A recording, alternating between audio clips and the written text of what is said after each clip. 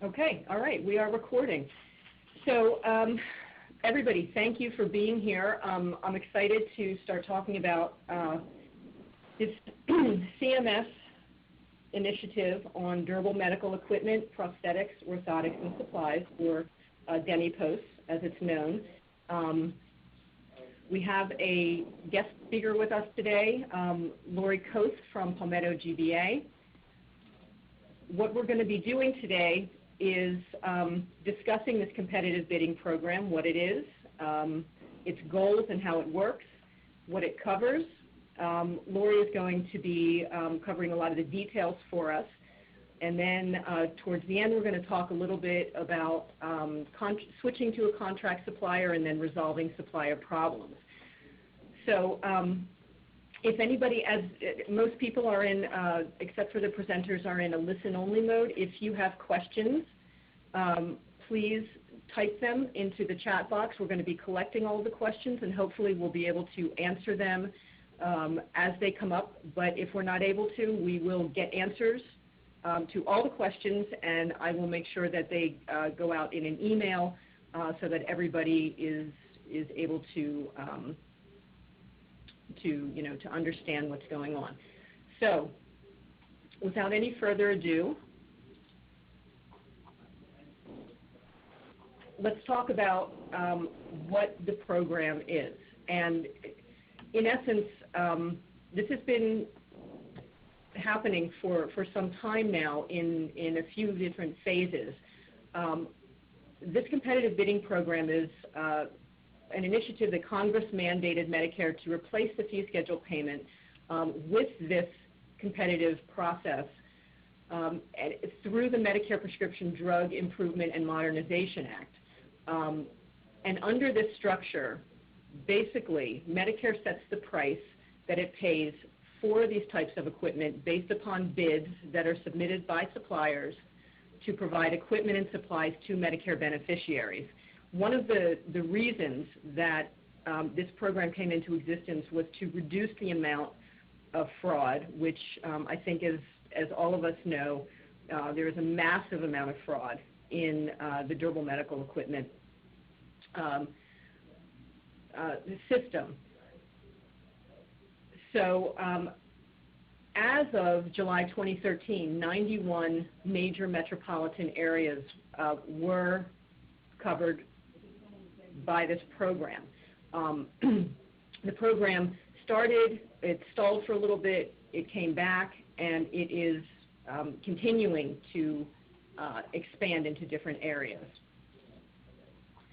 And basically, its aim is to reduce beneficiaries' out-of-pocket spending.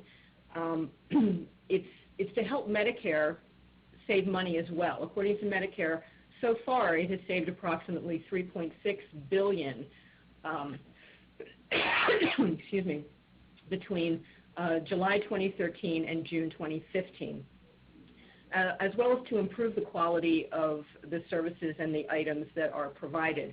As we know, one of the initiatives of this program was to weed out providers who were not legitimate as well.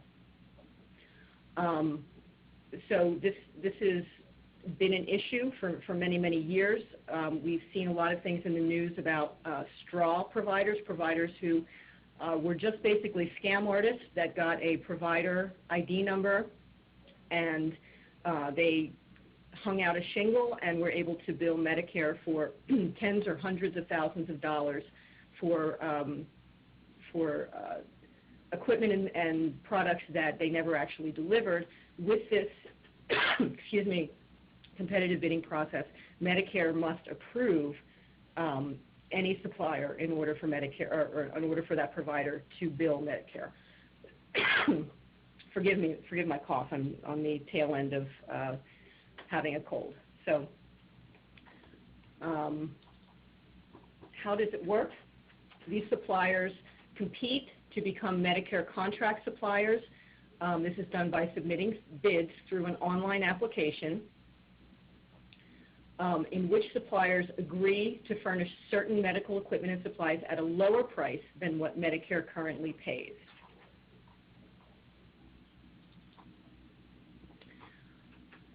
qualified accredited suppliers with those winning bids are then selected as contract suppliers, and the bids are based on the supplier's eligibility, bid price, and as well as their financial stability. Now, the bidding program, and this is very important for you as volunteers and educators to know, is that this only applies to those with original Medicare. For those enrolled in a Medicare Advantage, your plan will notify their beneficiaries excuse me, if the suppliers change.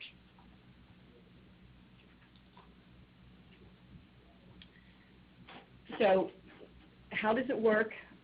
As far on the beneficiary side, those who reside in an area that participates in a DMEPOS bidding program called a competitive bidding area, or a CBA, and require equipment or supplies that are included in the program must get those supplies or equipment from a Medicare contract supplier in order to receive coverage.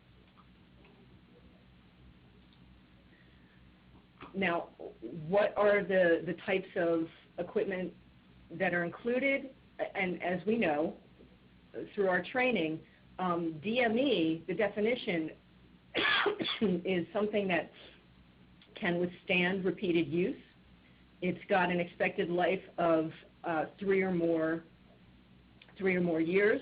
It's used and is only useful for medical purposes and is appropriate for home use. And this includes, this is just a short list, but includes wheelchairs and walkers, hospital beds, nebulizers, infusion pumps and supplies, respiratory assist devices, and so on.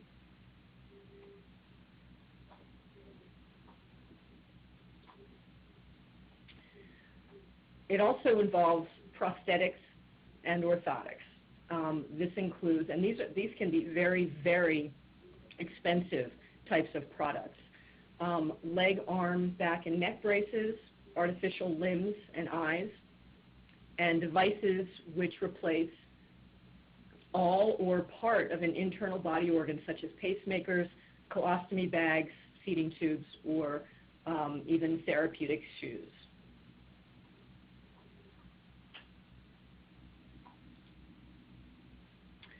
And supplies.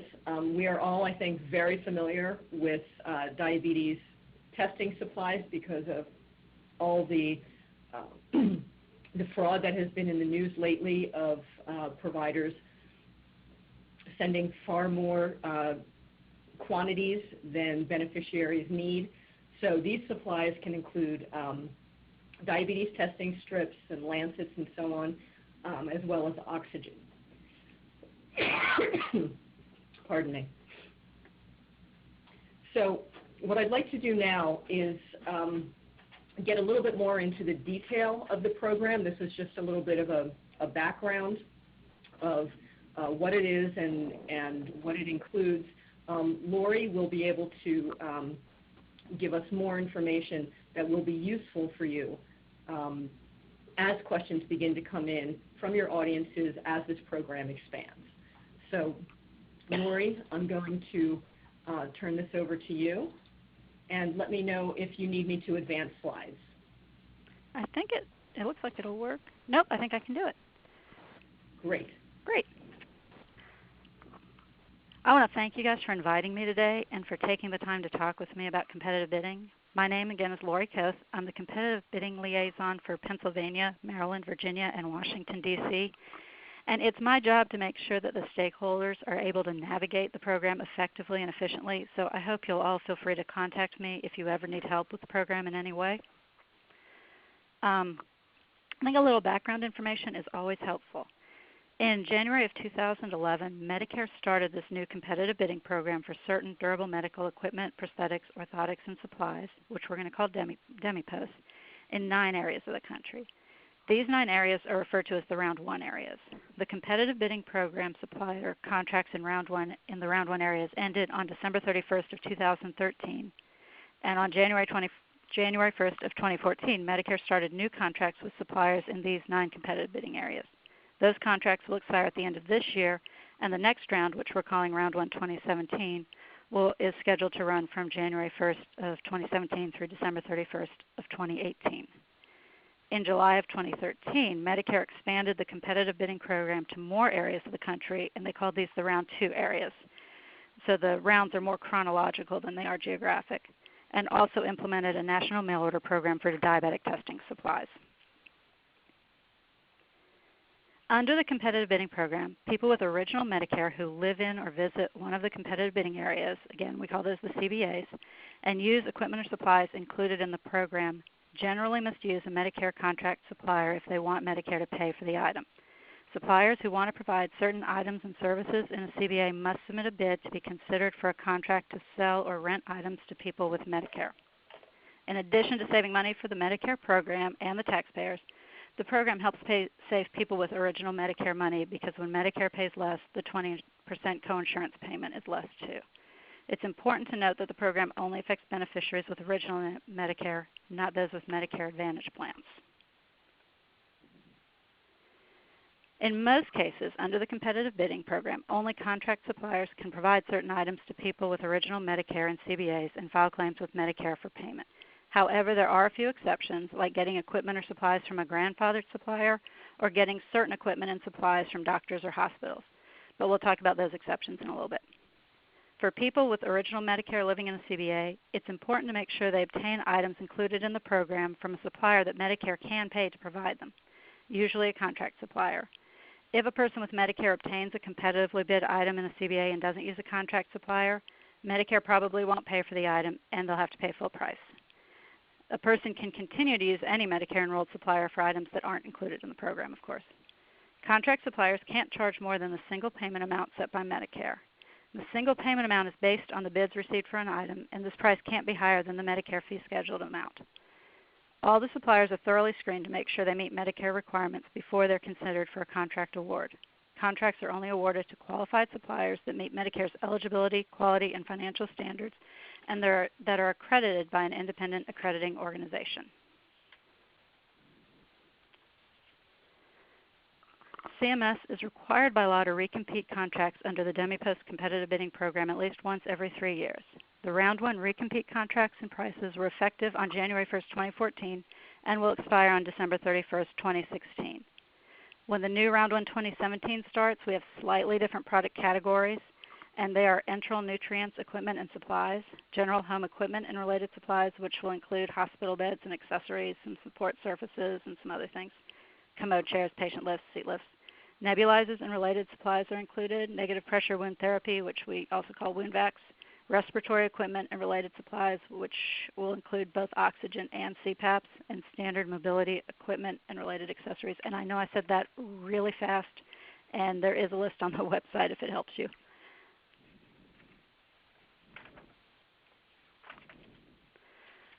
On April 21st of 2015, the CMS announced plans to recompete the supplier contracts awarded in the Round 1 recompete. And as we mentioned before, this slide is a little bit redundant, and I apologize. As previously, anyway, those contracts will go into effect on January 1st, 2017. The Medicare Improvement for Patients and Providers Act of 2008 required the competition for Round 2 to occur in 2011 in 70 metropolitan statistical areas, or MSAs, and authorized competition for national mail order items and services after 2010. The Affordable Care Act of 2010 expanded that number to 91. We'll go over the 91 Round 2 MSAs later in the presentation. Round 2 contracts and prices started on July 1st, 2013, and they expired on June 30th of 2016. The Round 2 recompete contracts went into effect July 1st of 2016, and they're going to expire on December 31st, 2018, the same time as the Round 1 2017 contracts. CMS also conducted a national mail order competition for diabetic testing supplies at the same time as the Round 2 competition and recompeted it at the same time also. It applies to all 50 states, the District of Columbia, Puerto Rico, the U.S. Virgin Islands, Guam, and American Samoa. These are the Round 2 product categories. Round 2 Recompete product categories are slightly different. It includes enteral, general home equipment, nebulizers, negative pressure wound therapy, respiratory equipment, which includes oxygen and CPAPs, standard mobility, and TENS units.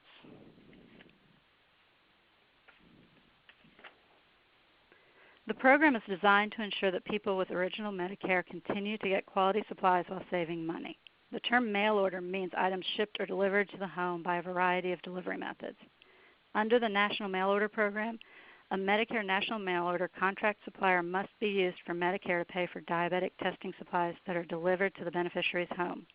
People who don't want their diabetic testing supplies delivered to their homes can go to any local store that's enrolled with Medicare and buy the supplies there. Due to new requirements in the Medicare law, Medicare's allowed payment amount is the same for all mail order and non-mail order diabetic testing supplies. National mail order contract suppliers can't charge more than the deductible and 20% coinsurance, and local stores also can't charge more than the deductible and 20% coinsurance if they accept assignment, which means they accept Medicare's allowed amount as payment in full.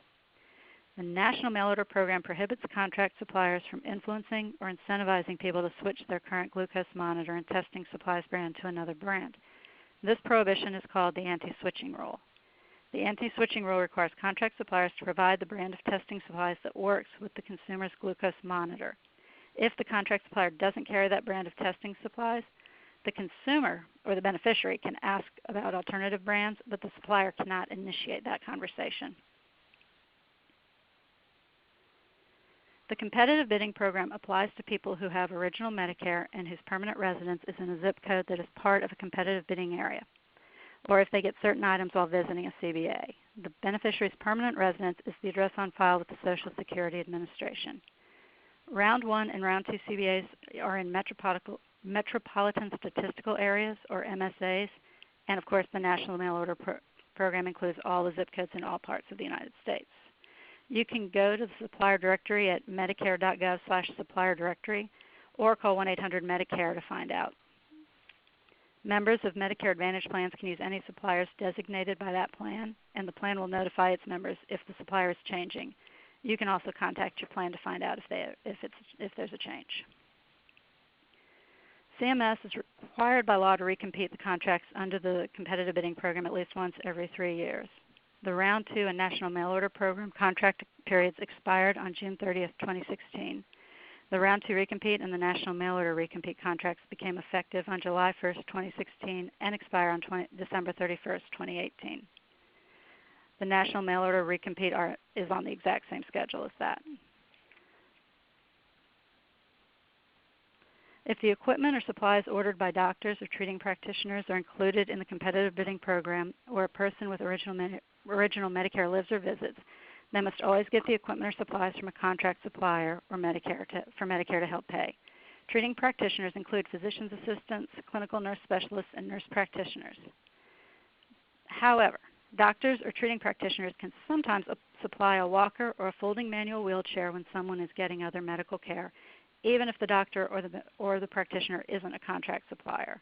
Similarly, if a person is hospitalized and needs a walker or folding manual wheelchair, the hospital can supply these items while the person is admitted or on the day of discharge from the hospital.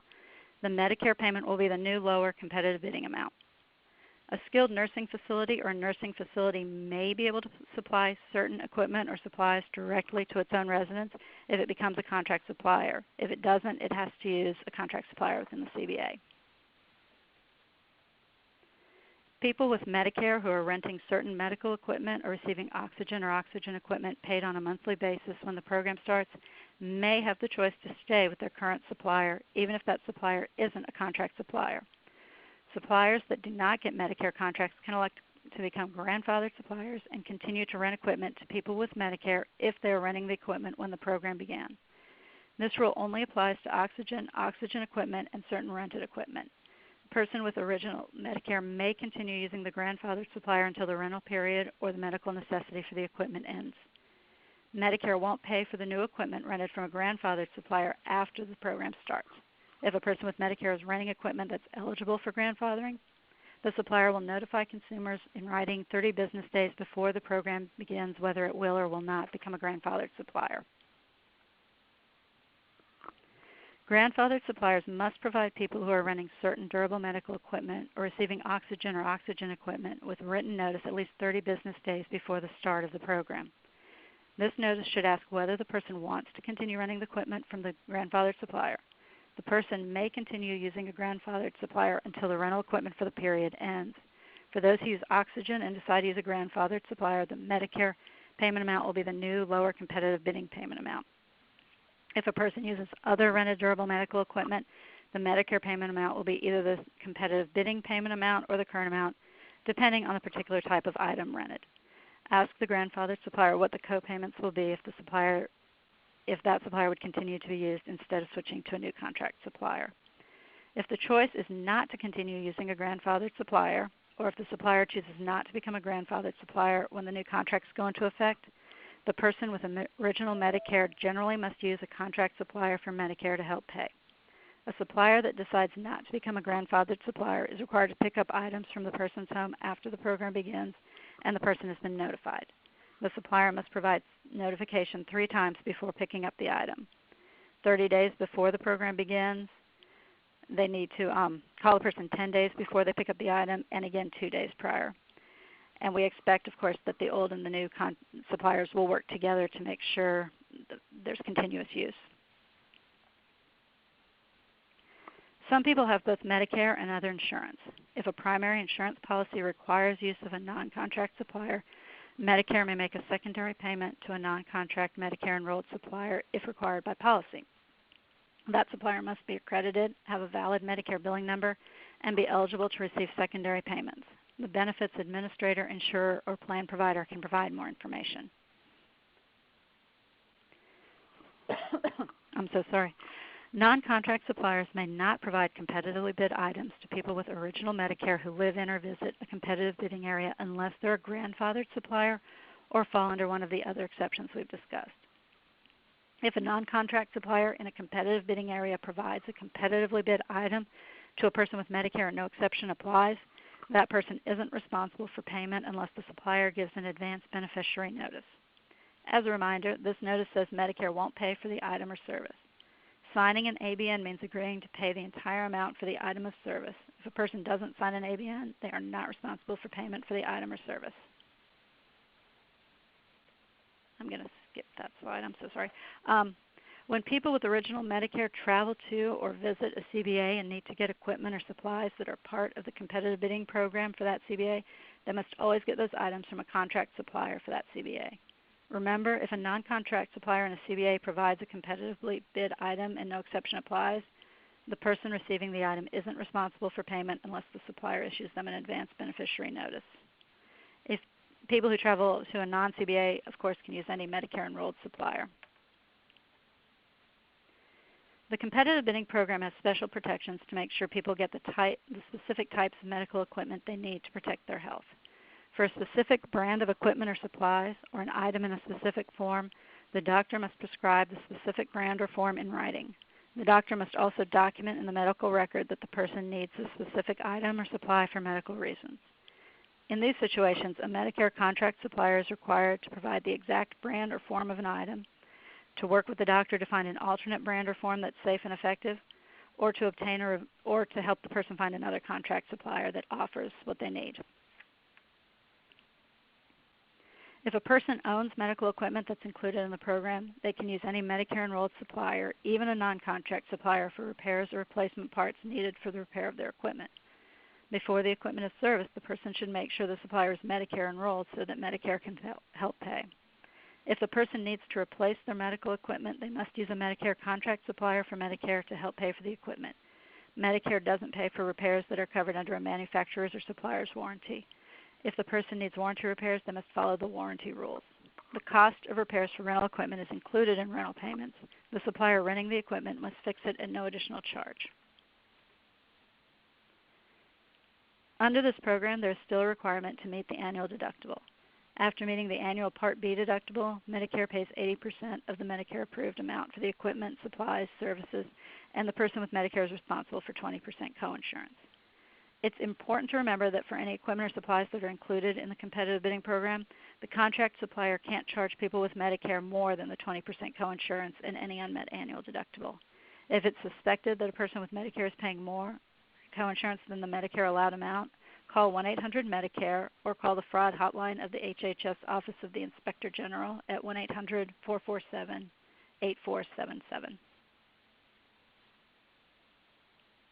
Following are some points to remember. The competitive bidding program doesn't affect which doctors or hospitals a person with Medicare can use. People with original Medicare in competitive bidding areas generally must obtain competitively bid items from contract suppliers. If a person with original Medicare lives in or visits a CBA and their current supplier isn't a contract supplier, they'll likely need to use a contract supplier for Medicare to help pay. People with original Medicare that live in a Round 1 competitive bidding area and are running certain medical equipment or receiving oxygen or oxygen equipment may have the choice to stay with their current supplier if the supplier has a new contract or chooses to become a grandfathered supplier. The competitive bidding program applies to people in original Medicare. If they're enrolled in a Medicare Advantage plan, the plan will notify them if their supplier is changing. People with Medicare Advantage plans should contact their plan for specific details. This slide will give you a list of resources, and you're also always welcome to call me if you need help. And that last one is another one that I'm required to include. And that's all I have for you, unless you have questions for me. I do have thank you very much, Lori. Would you, first of all, would you mind, are you able to give an email address or a contact number for you or for your office? Oh, absolutely. Yeah, do you want me to just read it or type it in, or can people see the chat? You can just chat it, sure. And I'll also send an email out to everybody to give that information to them. Okay. It's Lori.Koth, LAURIE.KOTH at palmettogba.com. And whoops, I'm not sure how that works. Okay, well, I tried the chat. And my number is 803-763-5760. I do have a chat question. We have, it says, I called Medicare for diabetic equipment suppliers, and they gave me a list of mail order suppliers. He asked about, he asked his local CVS, and he asked Medicare about his local CVS, and Medicare said that they were not on the list. Then he checked with his local CVS, and they told him that they can supply the equipment under Medicare at no cost. And he's not sure why Medicare said no and the local CVS said yes. Do you have any insights on that? I do. I know exactly what happened. What Medicare has when you call them and you ask that, they're going to give you a list of the contract suppliers in the national mail order, and those are the ones that will deliver the diabetic testing strips to the beneficiary's home. Mm-hmm. Only a mail order, only one of those suppliers can deliver to your home, but you can walk into any Medicare enrolled drugstore and buy them. They just aren't allowed to bring them to you. So it's a delivery issue. Yeah, our program only includes the ones that are delivered. The test strips you buy at the drugstore are outside of our program, but they do use our price if it's a participating supplier. So you should tell the beneficiaries to ask for a participating supplier because the cost will be lower for them. Okay. Do you also have any information about, because our SMP is limited to Pennsylvania, do you have information about some of the expansion areas that we can expect to see over the next few years? The program is staying in the same areas. The rounds, the round 1 and round 2, that's not chronological. It doesn't keep going up. Those refer to areas. So the round 1 areas are those 9 original areas that they started with. The round 2 areas are the areas that they added back in 2013. And they just continue to recompete the program in those areas. So right now we're in round 1 recompete and round 2 recompete. So the areas will stay the same. Okay. Would you be able to send me a complete list of those areas so that I could forward that out to our volunteer listserv? I can, or I can just give you our website where they have a map that you can click on and find and search zip codes and has if there's a list on there. Would that be easier? Sure. Why don't you give that to us? It's DMEcompetitivebid.com, and there's a find a zip on the top of the thing where you can key in a zip code. You can go to the map that you click on. So the first thing you see is a map of the United States. You can click on it and find all the areas. Okay, so that's www.dmecompetitivebid.com. Yes. I think what I'll do for everybody is go on that website and find some useful links and also send that on the listserv. Okay, that's a good idea. Okay. All right, so moving on, in terms of finding finding a supplier, you can go on to www.medicare.gov, find the supplier directory, enter the zip code to determine if your zip is in a CBA, and search for the equipment or services that are available in your zip. Now, I think that a lot of people are going to have questions about this, and sometimes they may encounter problems. So there are some ways to get some resolution to these issues. You can file a complaint with the supplier, and Lori, I assume that is something that needs to be done in writing? Is that correct? I think you can call a supplier and complain. I'm not really sure. Okay, let's find out about that too. Suppliers are required to acknowledge any complaints and inform the beneficiary that they are investigating it within 5 days. And suppliers are required to give the beneficiary the results and their response in writing within 14 days, 2 weeks. And beneficiaries can also contact Medicare at 1-800-MEDICARE. Of course, we do encourage people to call the SMP directly as well, because we can offer personalized service for beneficiaries who are having problems.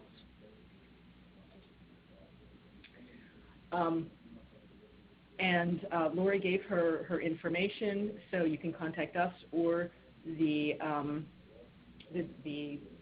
bidding implementation contractor. I don't see any more questions coming in.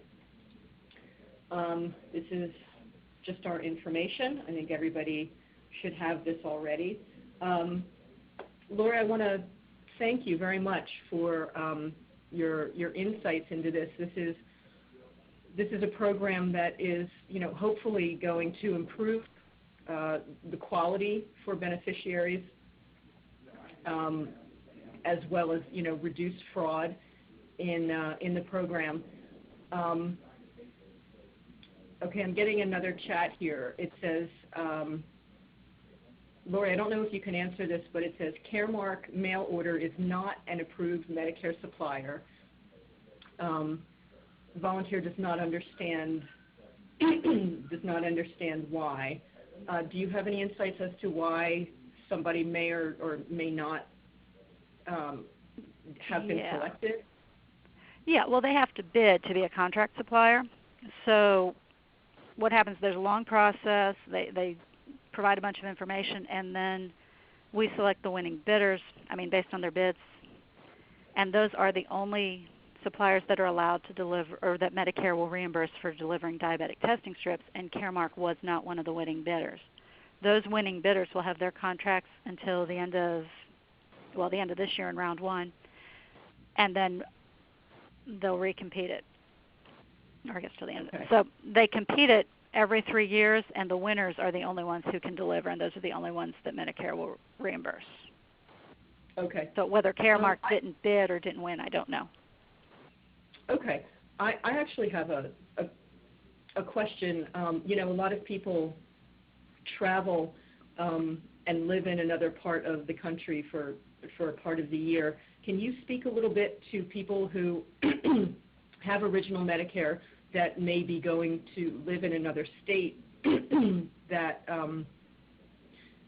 does or does not have a CBA? How does someone who lives in a zip code that has a CBA move to another area and get services?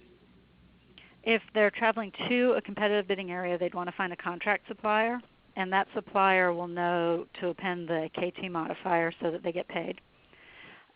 Obviously, if you're traveling to a non-competitive bidding area, there won't be contract suppliers there to use, and you could use any Medicare enrolled supplier. But the suppliers know to append a modifier, and they'll be paid based on the beneficiary's permanent residence. Okay, very good. Okay, does anybody else have any other questions for Lori or the SMP before we wrap up?